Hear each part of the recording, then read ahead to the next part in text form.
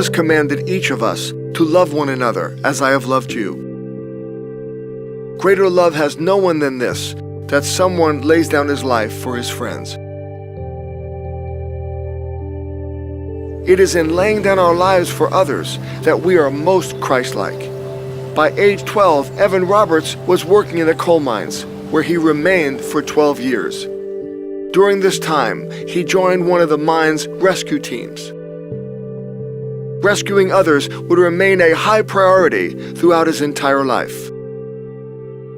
Twice during their childhood, Evan rescued his younger brother Dan from certain death, once from drowning, and another time when Dan had fallen into a well. Evan also saved a friend in serious trouble in a violent stream, even though at that time he was unable to swim himself. A childhood friend said of Evan Roberts, he was one of the most wise, most fair of judgment, most easygoing and kind of all that I came to know as a child. To get a first-hand account of what Evan was like at work and in private, Daniel Phillips, a minister and often companion of Evan on many of his journeys, interviewed someone who worked closely with him in the coal mines and for a season lived with him. Evan's friend shared that as a worker, in order to help others, he would gravitate to do whatever was most challenging, and not just when he was in a happy mood, but consistently.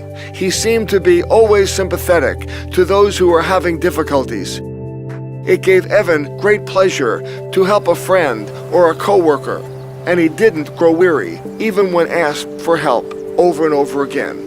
It was therefore no accident that during the Great Revival, Evan worked tirelessly to obey God and help people in need. Speaking of selfless love, C.S. Lewis wrote so profoundly, "There is no safe investment. To love at all is to be vulnerable. Love anything, and your heart will certainly be wrung and possibly be broken.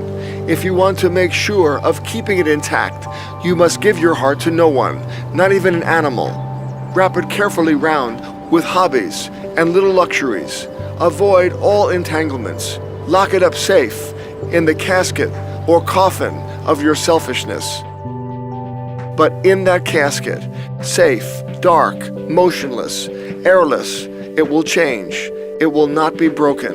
It will become unbreakable, impenetrable, irredeemable.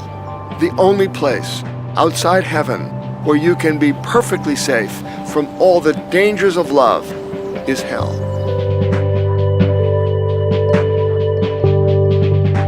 When it comes to loving and serving others, would the God who is love exaggerate?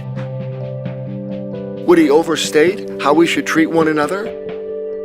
Does God really want each of us to esteem others as more important, more significant, even better than ourselves? Perhaps our willingness to yield to God's Spirit in this way will determine if we ever see a genuine move of God in our lifetime. Jesus, you came to earth to serve and not be served. We must do no less.